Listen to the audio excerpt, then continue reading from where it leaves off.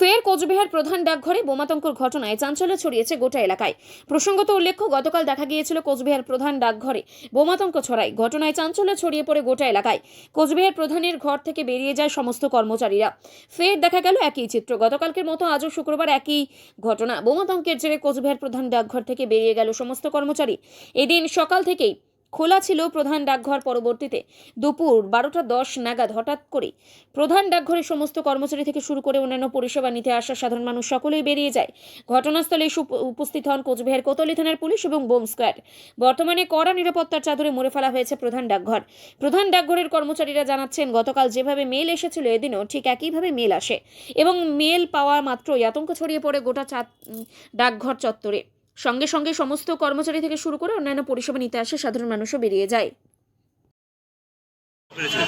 12:10 নাগাদ একটু দাঁড়ান সম্ভাবনা আছে।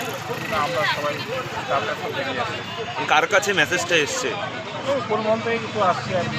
না, আপনারা কার মাধ্যমে জানতে পেলেন? আমরা অফিসেই মাধ্যমে জানতে পারছি যে আমাদের অফিস থেকে বের হতে হবে সবাই। মানে কি মেসেজ আসছে? বোমাতঙ্ক বন্ধ হয়েছে। বোমাতঙ্ক আছে, বের হতে হবে। অফিস ফাঁকা করে দিতে হবে। কটার সময় এটা শুনতে পেরেছিলেন? 12:10 নাগাদ। তখনই বেরিয়ে এসেছেন। গ্রাহকরা তো ছিলেন আজকে নাকি? না, স্টাফ আমি না, গ্রাহকরাও তো ছিলেন আজকে। গ্রাহকরা ছিল, সেই সংখ্যাটা কি কালকের থেকে কম ছিল, মানে আগের থেকে কম? এরকমই ছিল, কালকের মতোই ছিল। ওদেরও বের করে দিয়েছেন সবাই? বারবার যে এই ঘটনা হচ্ছে গতকালকের পরে আজও, বুঝতে পারছি না কেন এরকম হচ্ছে, কার কাছে কতটা আতঙ্কে রয়েছেন? আতঙ্ক রয়েছে সারাদিন। আপনার নাম? তখন কি মাত্রা কি পোস্টে আছেন? এখানে পোস্টাল স্টাফ যথারীতি কাজ শুরু করে দিয়েছিলাম। হ্যাঁ, তা 12:10 নাগাদ আমাদের ওখানে খবর গেল যে আজকেও মেল চলে আসছে। উদ্বোধন কর্তৃপক্ষ বললো যে আপনারা এখনই ভ্যাকেন্ট করে দিন। হ্যাঁ, আমরা তারপরে সবাই নিচে নেমে এলাম। এসে আমরা নিচে আমাদের যেখানে অপারেটিং অফিস সেখানেও দেখছি কাজ চলছে। তখন ওদেরকেও বললাম যে তোমরা সব বেরিয়ে পড়ো, কাউন্টার বন্ধ করে দাও।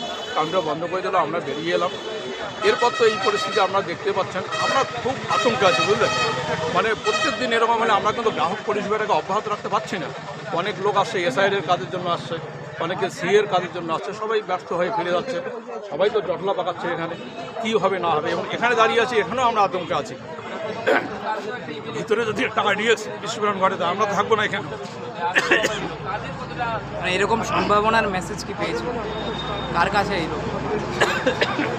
উদ্বোধন কর্তৃপক্ষ আমাদের ওনার কাছে সুপারিনটেন্ডেন্টের কাছ থেকে জানতে পেরেছেন আপনারা? আপনার নাম আর কোন পদে আছে?